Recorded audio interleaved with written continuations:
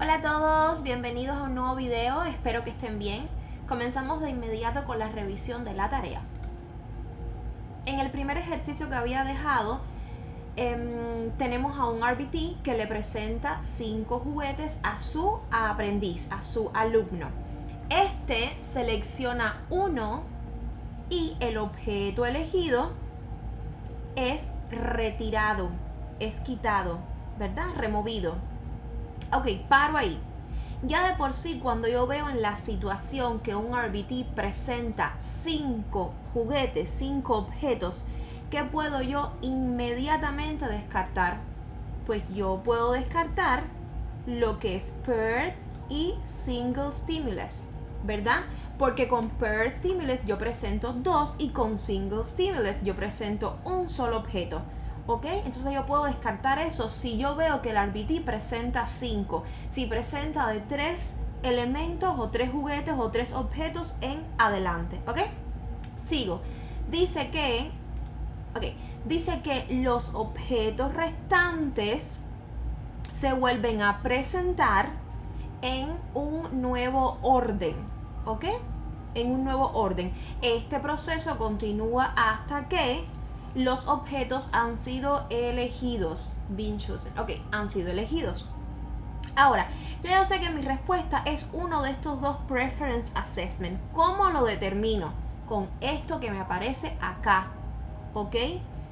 Con que el objeto elegido por el aprendiz ha sido removido. Ese que él eligió, que le gustó dentro de esos 5, se quitó y no lo presenté más en el siguiente trial, ¿ok?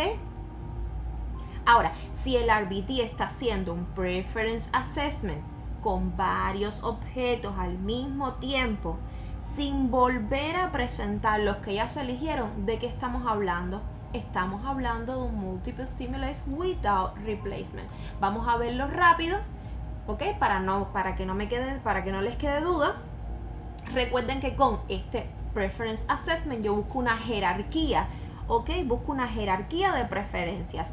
Aquí la RBT presenta 4 objetos: pelota, carrito, pececito o pato, y el niño me elige carro. ¿Yo voy con este preference assessment a repetir el carro en el siguiente trial? No, yo lo retiro. ¿Ves? Ha sido removido. Este carro yo lo voy a quitar, lo voy a remover y presento a los 3 restantes. Me elige el pececito, lo retiro. Me elige acá el patito y entonces me queda por último la pelota, ¿ok? Esto es lo que hizo aquí la RBT. Ella presentó 4 objetos y el niño eligió su favorito, y así lo hace hasta que no queda ninguno. En este caso, el estímulo que tiene menor preferencia fue la pelota, y el que eligió de primero, o sea, el carrito, sería el de mayor preferencia. Por eso es que decimos que buscamos con este preference assessment una jerarquía de preferencia. Grábenselo porque suele a veces salir esta pregunta directamente en la prueba, ¿ok? Ahí tenemos nuestra respuesta correcta. Seguimos. Dice el siguiente: ¿por qué podría un single stimulus assessment preferirse sobre un pair stimulus assessment para algunos clientes? ¿Ok? ¿Por qué podría un single stimulus assessment preferirse, ¿ok? Ser preferido sobre un pair stimulus assessment? Ahora rápido, nos ubicamos que en el single stimulus assessment le damos un solo estímulo al niño, ¿ok? Observamos si lo acepta o no. Vemos si interactúa con ese estímulo, cuánto tiempo le toma hacerlo, mientras que en el pair stimulus les damos 2 a elegir. ¿Ok? En el video anterior vimos que era frustrante a veces para el niño tomar la decisión de elegir entre 2 objetos, que en algunos casos los 2 objetos son lindos, son divertidos, son interesantes. Entonces, para algunos niños les es difícil tomar esa decisión, ¿ok? 2 cosas que le gusten. Es muy difícil a veces, por eso es que decimos que es frustrante para esos niños, ¿ok? Entonces, para resumir, en el single stimulus, que de hecho para nosotros como RBT sí puede ser estresante porque demora tener que presentar un objeto tras otro, ver toda esa interacción demora.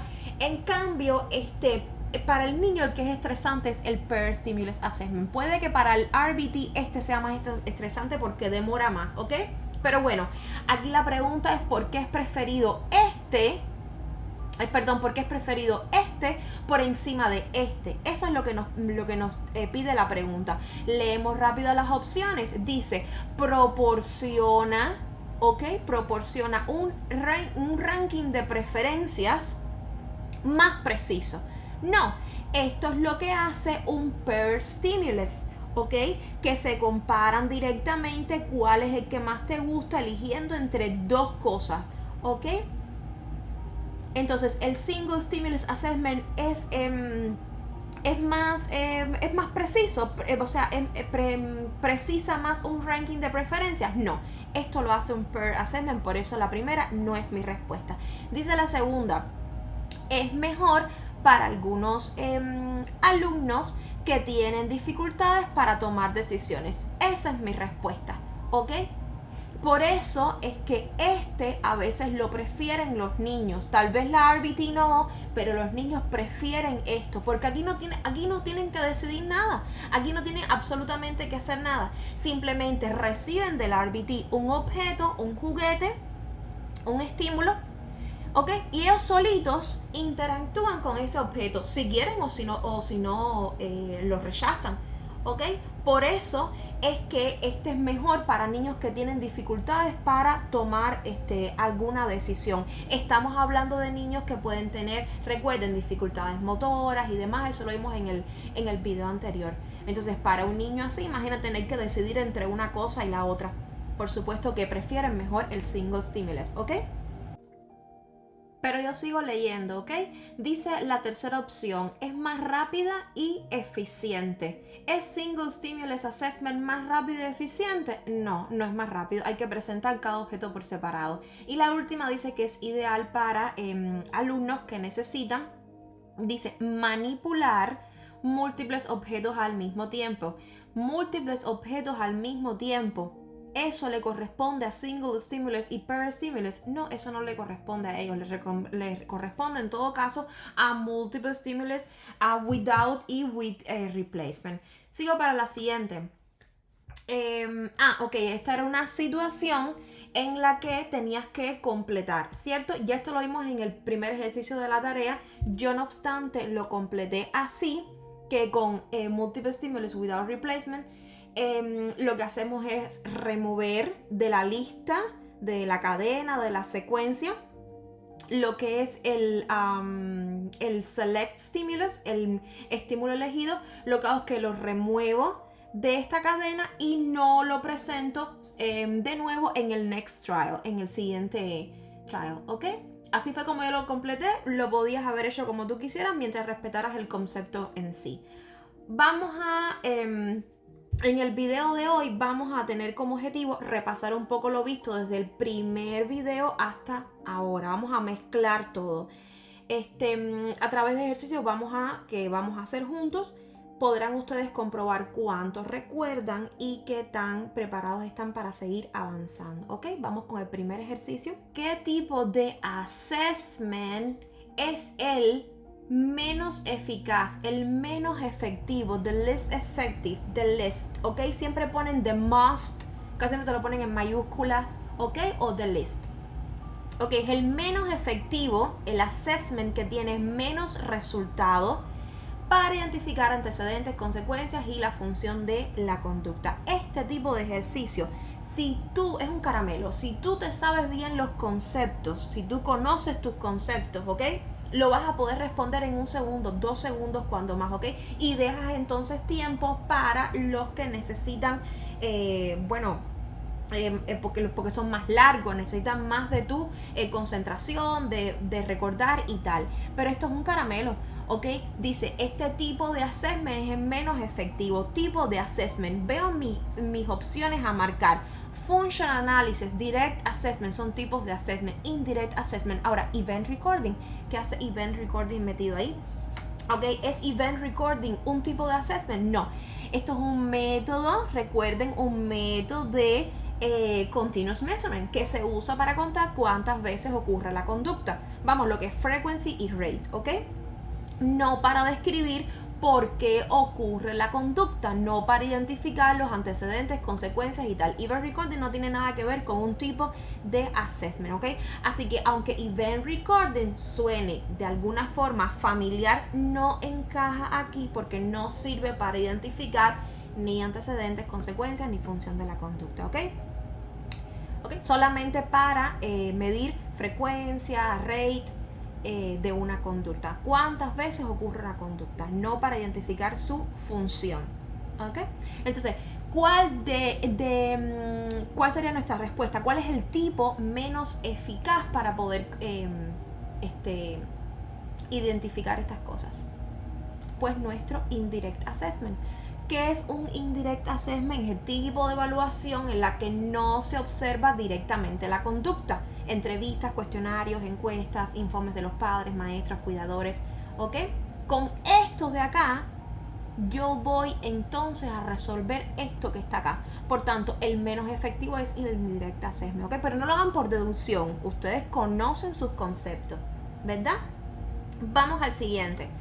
Me dice, ok, cada vez que Mike estudia para el examen de RBT, estudia por 20 minutos seguidos. 20 minutos seguidos sin parar continuamente.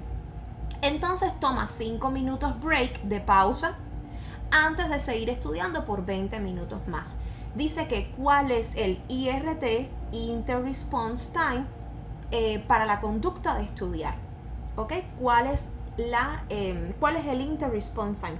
Recordemos que Inter-Response Time, el IRT, es el tiempo que hay entre el final de una conducta y el inicio de la siguiente. Final de una conducta y inicio de la siguiente. En este caso, mira como Mike estudia 20 minutos, pausa 5 minutos y estudia 20 minutos de nuevo. ¿Ok? ¿Cuál es nuestra conducta aquí? ¿Cuál es nuestra conducta? Nuestra conducta es estudiar. La conducta es estudiar. Y IRT es el tiempo que hay entre una conducta y la otra, ¿verdad? Si la conducta es estudiar, pues Mike me va a estudiar 20 minutos, ¿ok? Esta es la conducta, 20 minutos. Luego me va a hacer una pausa, me va a hacer un break, ¿ok? Me va a hacer un break de 5 minutos.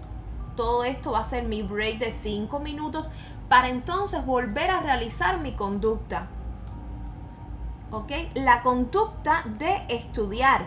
Si aquí me ponen que Mike luego de los 20 minutos tomó un refresco, vio una película, no lo cuento porque es de la conducta de estudiar.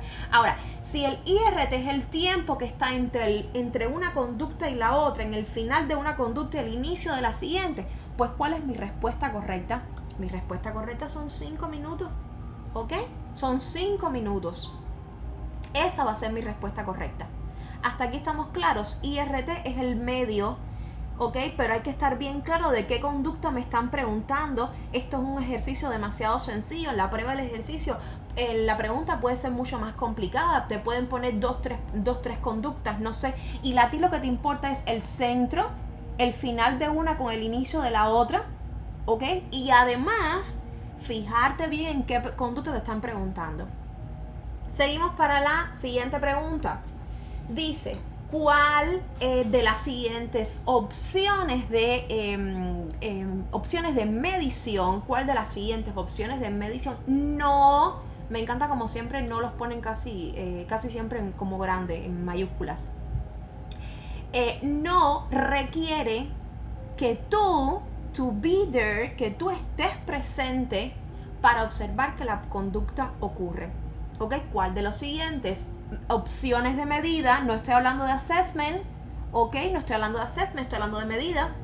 Y digo esto porque, bueno, hasta ahora lo que hemos estudiado es measurement y assessment. Entonces, estamos hablando de solamente medida. ¿Ok? ¿Cuál no requiere que tú estés ahí presente, que tú no estés ahí con el niño? ¿Ok? Esto es otro ejemplo para probar si realmente conoces tus conceptos. Entonces, de una, yo voy a descartar ¿qué cosa? Discontinuous, y voy a descartar continuous measurement, ¿verdad? Porque estamos hablando de un tipo de medida en el que yo no tengo que estar acá, ¿verdad? Ahora tú aplicas lo que tú sabes. La pregunta te manda a seleccionar el tipo de medida que puedes hacer sin estar presente al niño. ¿Ok? Con discontinuos y continuos sí tenemos que estar presentes y observar mientras tomamos los datos. Su frecuencia,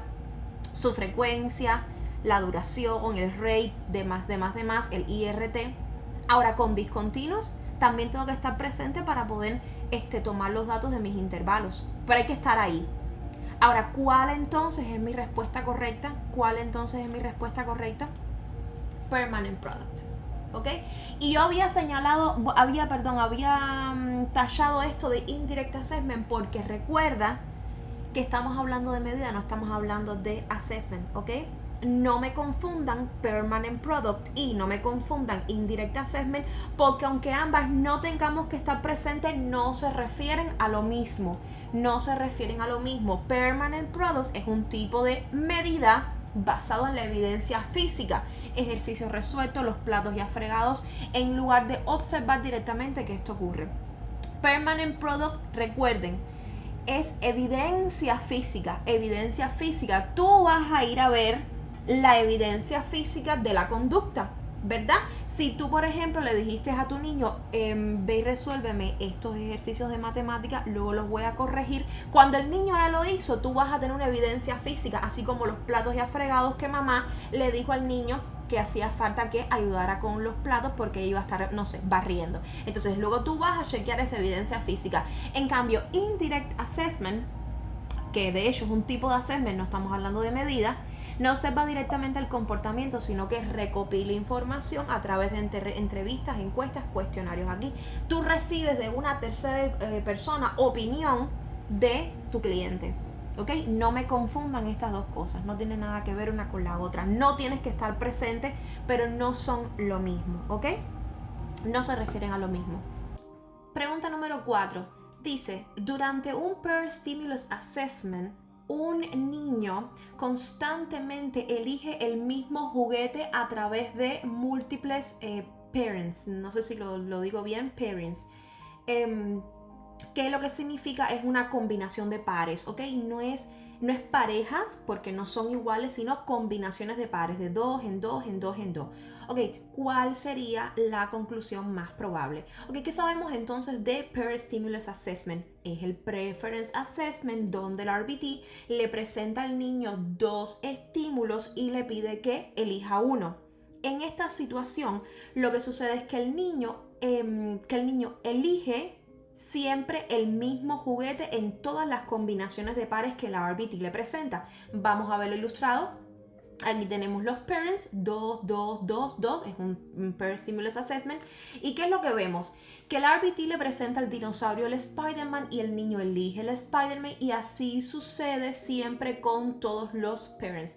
Que sin importar en qué lado está el juguete, él elige siempre el Spider-Man porque es su juguete altamente preferido, ¿ok? Es su favorito. ¿Qué les decía yo del tema de en qué lado está? Hay una cosa en RBT que se llama side bias, así se llama, es uno de los errores comunes en la recolección de datos. Eso lo vamos a ver tal vez en el video que viene.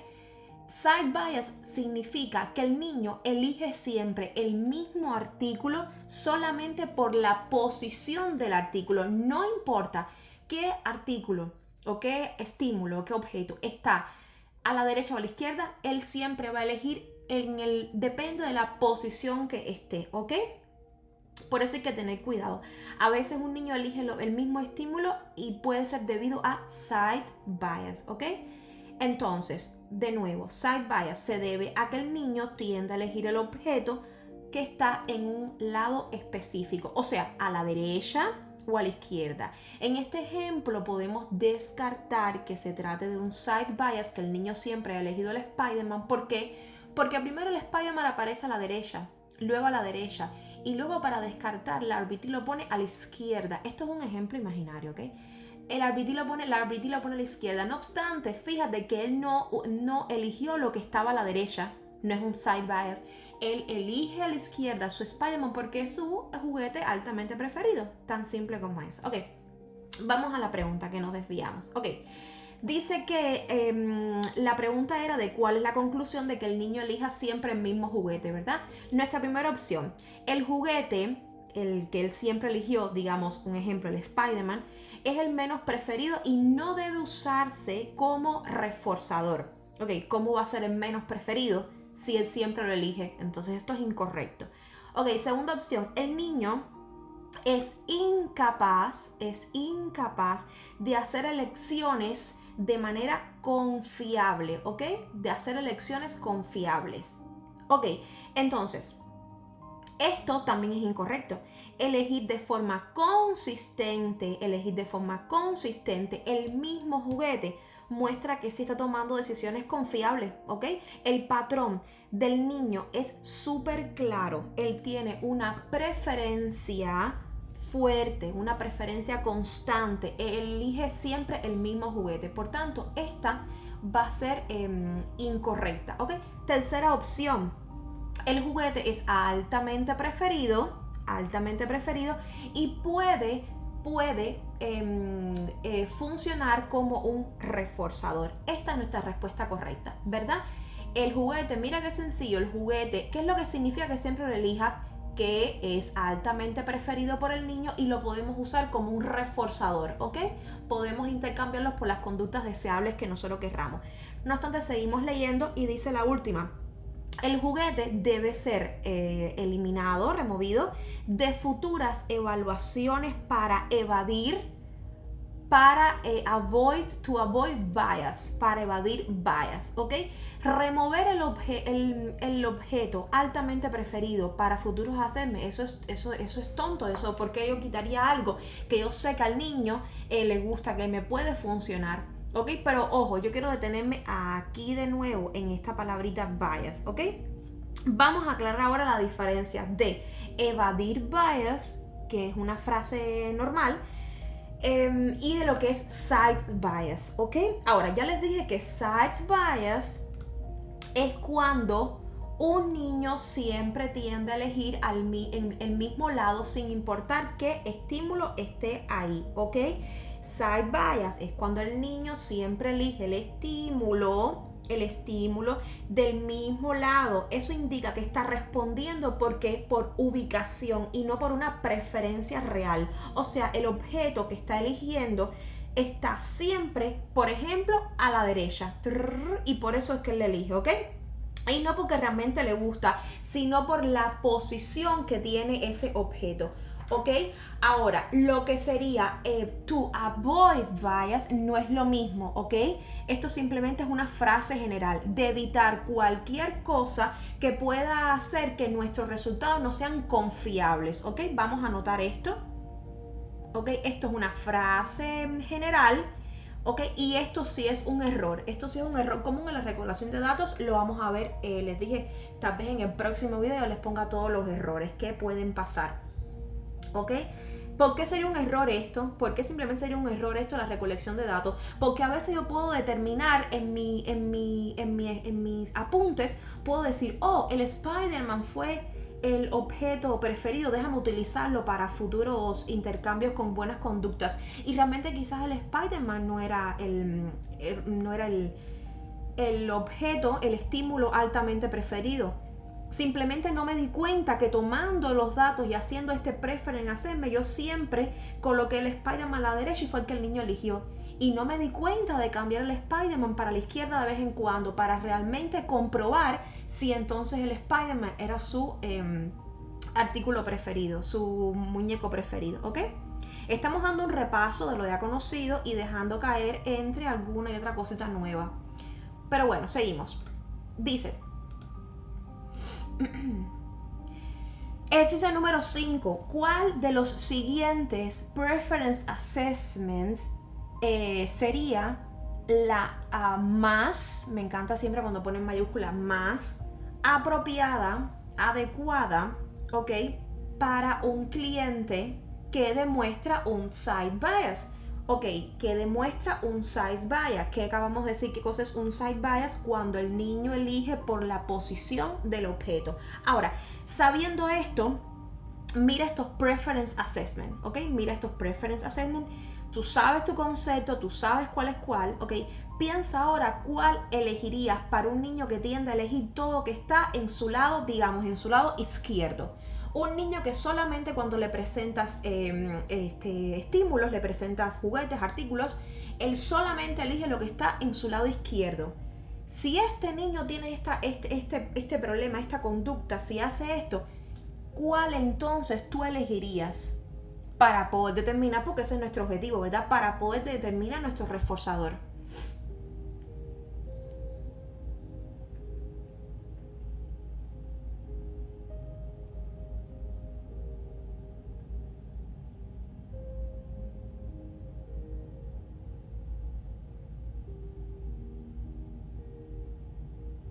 ¿Ya?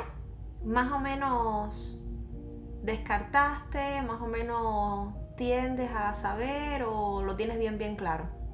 ¿Cuál sería? Perfecto, un single stimulus, ¿ok? ¿Por qué? Con el single stimulus yo presento un objeto a la vez y el cliente simplemente acepta o rechaza ese item, ese objeto, ¿ok? Interactúa con él, demás y demás, pero yo presento un solo objeto. Si yo presento un solo objeto al niño, ¿cómo él va a fallarme ahí, a aceptarlo o a rechazarlo? Si él no tiene izquierda ni derecha ahí para poder elegir, solamente tiene uno, ¿ok? Esto es perfecto para el niño. Esto es perfecto para el niño que presenta un side bias, ¿ok? Anoten esto porque esta pregunta podría salirles en la prueba, ¿ok? ¿Lo tienen claro? ¿Por qué elijo single stimulus cuando un niño tiene side bias? Porque no hay comparación entre lados, no tiene nada en la izquierda ni nada en la derecha. Todo el tiempo lo que tiene es un artículo que yo le voy poniendo uno tras otro, ¿ok? Tiene frente a él solamente un objeto en específico, ¿ok? Pero ya les digo, esto le pertenece a los errores comunes en la recolección de datos. Una lista que yo les voy a estar mostrando y explicando. Vamos a ver si lo hago ya para el siguiente video, ¿ok? Seguimos. Pregunta número 6. Dice que el CEO, que esto es el director general de una firma contable, quiere evaluar el desempeño de sus empleados durante una temporada de taxes, ¿ok? Dice, él le entrega a cada empleado una encuesta para completar, to fill out, para completar al final de la semana. Ok, el CEO después evalúa las respuestas. ¿Qué tipo de evaluación ha realizado el CEO? Ok, entonces mi análisis es, el CEO, que es el director general, una vez más, ok, esta persona, ¿qué es lo que está haciendo? Él está mirando directamente el comportamiento, desempeño de los empleados. No. ¿Qué está haciendo en lugar de eso? Él está recolectando información mediante encuestas, es decir, a través de la percepción o reporte de los propios empleados. Encuesta. Recuerden el truco que les dije, cuando ustedes vean la palabra encuesta, en un 99% de los casos pueden descartar cuando vean encuesta un direct assessment, ¿ok? Pero bueno, no obstante, vamos a estar bien seguros. Ok, encuesta. Entregar encuestas para llenar. Después evaluar las respuestas. ¿Qué tipo de assessment es en el que los datos se obtienen por medio de entrevistas, cuestionarios, encuestas, informes? Un assessment indirecto. ¿Ok? Esta es mi frase clave. El CEO entonces después evalúa las respuestas. No hay observando directamente, entonces después lo hace. ¿Ok? Con la evidencia física, está bien, pero después. ¿Ok? Entonces, seguimos. Dice aquí que la BCBA te pide que hagas un averaje de la frecuencia of name calling. Esto es decir nombretes, apodos, insultos de tu cliente, ¿ok? Estamos hablando de un niño que le dice parece nombretes, insultos a otras personas, ¿ok? Vemos que diga que el lunes el cliente le dijo a 6 personas diferentes un nombrete, a 6 personas diferentes. El martes entonces no le dijo ningún nombrete a nadie, ¿ok? Didn't call anyone a name. No le dijo a nadie un nombrete. El miércoles el cliente le dijo a 5 personas un nombrete o un insulto, ¿ok? El jueves el cliente se lo dijo a 5 personas de nuevo. Aquí tengo como si fuera yo una nota bien detallada de lo que pasó de lunes a jueves, ¿cierto? Ahora bien, quizás recuerden que en un video anterior, cuando vimos la parte de gráfica, tuvimos un ejercicio donde también había que sacar el promedio de la frecuencia. En ese caso los datos eran súper claros. Yo me acuerdo que la respuesta era between 6 y 7. ¿Ok? Eran súper claros. Se podían prácticamente ver el promedio a simple vista. Ahora, recuerdo que yo les dije que lo que a mí me importaba en ese ejercicio es que ustedes aprendieran la fórmula de poder sacar el averaje, el promedio de la frecuencia, ¿ok? Y por eso a esto yo me refería, por ejemplo, a un ejercicio así, donde no te aparece claramente ese promedio y tienes que hacerlo. También recuerden que hay una calculadora en la prueba donde ustedes van a darle clic y van a hacer su operación matemática. No hay que estresarse con eso, ¿ok? Pero por eso es que les dije, me hace falta que se aprendan este truco o esta forma de sacar promedio, porque a veces te van a poner datos que no son claros y tienes que hacerlo. Ahora, recuerden cuál era la forma de calcular esa frecuencia. Estaban los data points, tal. ¿Cuál era? Pues sumando todos los datos en la gráfica, los data points, y dividiéndolos entre el total de data points o de datos, ¿ok? Vamos aquí a hacerlo juntos. Voy a comenzar con mi día lunes. El lunes, ¿cuántas veces dijo el cliente? ¿A cuántas personas le dijo el cliente un nombrete? A 6 different people. A 6 personas diferentes. Aquí tengo mi primer data point o mi primer dato. Ok, esto fue el día lunes. Ok, vamos al martes. El martes, ¿cuántas veces dijo el niño un nombrete? ¿Cuántas veces? 0. No le dijo a nadie un insulto, no le dijo un apodo ni nada. El día miércoles el cliente, ¿a cuántas personas? A 5 personas. Así como el día jueves. Ahora, yo todos estos números lo que voy a hacer es que los voy a sumar, todos estos. Y esto me va a dar ¿cuánto? Me va a dar 16. ¿Ok? Ahora, yo este número lo tengo que dividir entre el total, ¿verdad? Lo tengo que dividir entre el total de data points, de datos, ¿ok? De valores. ¿Cuántos yo tengo aquí? 1, 2, 3 y 4. Yo este 16 lo voy a dividir entre 4, que me va a dar igual a 4. Perfecto. Esta es nuestra respuesta correcta. ¿Ok? ¿Qué significa este 4? Esto significa que en promedio el cliente insultó a 4 personas por día e insultó a 4 personas por día esa semana. ¿Ok? Hasta ahí estamos claros. Aquí lo que yo quiero con este ejercicio son 2 cosas. Número 1, que recuerden cómo se calcula ese promedio. Y número 2, y más importante, es que aun cuando ustedes vean esto que está acá, ¿ok? Cuando ustedes vean que en uno de los datos que les dan la respuesta es 0, que no ocurrió la conducta, sí ocurre la conducta, sí se cuenta ese 0. No es dividir este total entre 3, porque aquí yo no tengo un número. Aquí esta conducta sí ocurrió, ¿ok? El valor 0 también lo cuentan. Por eso también, porque esto también forma parte del periodo de observación. Aunque el cliente no haya mostrado conducta ahí este día martes, Aunque el cliente no haya dicho nombretes, ese día 0 respuesta representa una información real que indica que ese día la conducta no ocurrió. Esto es un dato que yo tomé, ¿ok? Y yo lo voy a contar. Esto fue un día. Ese es mi objetivo principal en este tipo de ejercicio, que aun cuando ustedes vean esto, también lo tienen que contar. Bueno, dejando eso claro, vamos entonces a pasar con el 8. Dice, tú acabas de pasar al examen de RBT y quieres celebrar. Muy bien.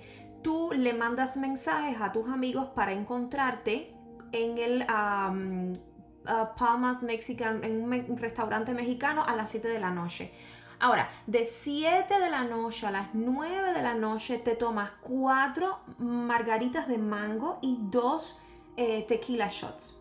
Ahora, basado en esta información, ¿cuál sería the best way, la mejor forma, la mejor vía para medir las bebidas alcohólicas consumidas durante tu tiempo en el restaurante? ¿Ok? Ojo, cuando en un ejercicio nos dicen cuál sería the best way, la mejor forma, la mejor vía para algo, no significa que las demás opciones sean completamente incorrectas, ¿ok? Significa que varias podrían tener sentido, pero una va a ser la más precisa, la más exacta, la más efectiva según el contexto. A veces resolvemos algunos ejercicios y decimos, concha, yo pensé que la respuesta era esta porque también funciona, porque también pega en la situación, sí, pero the best way, por tanto por algo te lo ponen en mayúscula, porque quieren que tú busques la más exacta, la mejor de todas las que están ahí, ¿ok? Ahora, en este ejemplo, la mejor forma de medir el consumo de bebidas alcohólicas, de medir el consumo de bebidas alcohólicas en el tiempo que estuviste en el restaurante. Bebidas alcohólicas en el tiempo que estuviste en el restaurante. ¿Cuál sería la mejor forma?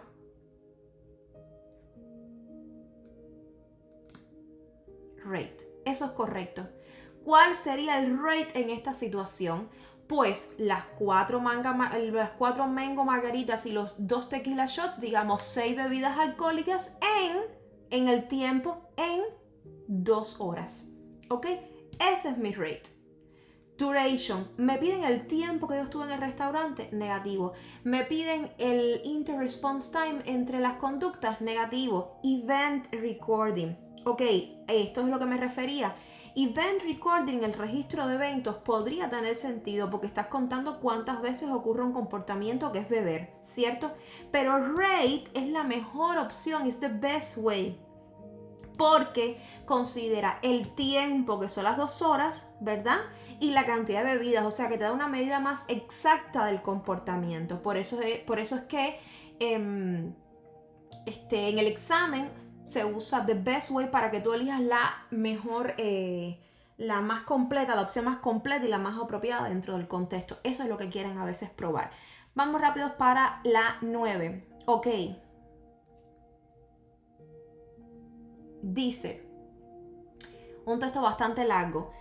Dice, tu cliente, mira aquí quién está, engage in, que habíamos hablado de engage in en el primero o segundo capítulo. Esta frase se usa muchísimo en el análisis de la conducta, se usa mucho en ABA y significa literalmente participa en o tiene un comportamiento de, ¿ok?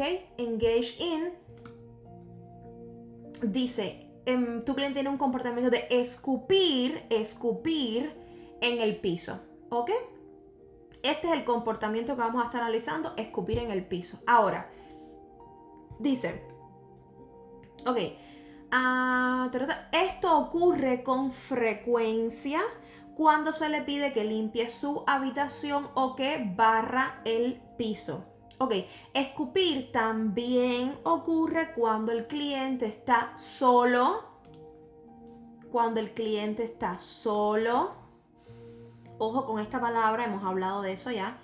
Cuando el cliente está solo o cuando está haciendo actividades preferidas como jugando Nintendo Switch o mirando Paw Patrol. ¿Ok? ¿Cuál sería la mejor hipótesis con respecto a basándonos en la función de la conducta, ¿ok? Basada en esta información. Hasta ahí un texto bastante largo. Ok, entonces resumiéndolo, conducta. ¿Cuál es la conducta? Escupir. Ok, déjame quitar esto. Perfecto. ¿Cuál es la conducta aquí? Escupir. ¿Cuándo ocurre? Ocurre cuando le mandan a limpiar el cuarto y cuando está solo haciendo sus actividades favoritas. ¿Ok? Podría parecer escape porque le piden hacer una tarea, que es limpiar el piso, ¿verdad? Y quiere escapar de eso y por eso escupe. ¿Ok?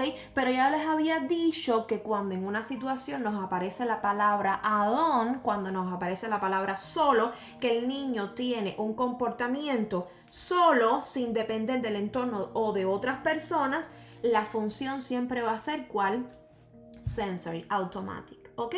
El comportamiento sucede, produce una sensación interna, ¿ok? Un placer propio y no depende del entorno o de otras personas, ¿ok? Tangible, no quiere obtener ningún objeto ni ninguna actividad deseada. Y atención, consideración de otras personas, no nos hablan de eso en esta situación, ¿ok? ¿Ya? ¿Hasta ahí todo bien? Por eso es que la mejor hipótesis es sensory automatic, porque también sucede cuando el niño está solo. Si no me hubiesen puesto esto, yo automáticamente hubiese pensado que era escape. Escape, ¿ok? Porque la conducta ocurre cuando le mandan a hacer algo, ¿ok? Él quiere escapar, quiere evitar una tarea o una situación, pero no, también ocurre cuando está solo. Entonces es automatic sensory, directamente para eso. Vamos a la última y ponemos la tarea. Ok, esta, sencillita, muy corta. Dice, aquí estás planeando tomar datos usando Event Recording Data.